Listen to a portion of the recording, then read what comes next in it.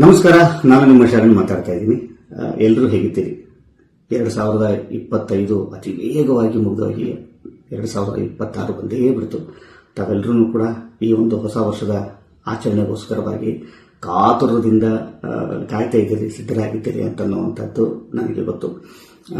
ನಾನು ಕೇಳ್ಕೊಳ್ಳೋದಿಷ್ಟೇ, ಈ ಒಂದು ಸಂಭ್ರಮಾಚರಣೆ ಬರೀ ಸಂಭ್ರಮವಲ್ಲದೆ ಜವಾಬ್ದಾರಿಯುತವಾದಂಥ ಒಂದು ಆಚರಣೆ ಆಗಲಿ, ಆಚರಿಸೋಣ ಅಂತ ಕೇಳ್ಕೊಳ್ತೀನಿ. ಈ ನಿಟ್ಟಿನಲ್ಲಿ ನಮ್ಮ ಬೆಂಗಳೂರು ನಗರದ ಪೊಲೀಸರು ಕೆಲವು ಯೋಜನೆಗಳನ್ನು ಹಮ್ಮಿಕೊಂಡಿದ್ದಾರೆ. ಎಸ್ಪೆಷಲಿ ಮಹಿಳೆಯರ ಸುರಕ್ಷತೆ ವಿಚಾರವಾಗಿ ಅಲ್ಲಲ್ಲಿ ಸೇಫ್ಟಿ ಐಲ್ಯಾಂಡ್ ಅನ್ನ ಸ್ಥಾಪಿಸಿರ್ತಾರೆ. ಈ ಒಂದು ಹೊಸ ವರ್ಷವನ್ನು ಮಹಿಳೆಯರ ಗೌರವಕ್ಕೋಸ್ಕರವಾಗಿ ಮತ್ತು ಅವರ ಸುರಕ್ಷತೆಯ ನಿಟ್ಟಿನಲ್ಲಿ ಆಚರಿಸೋಣ.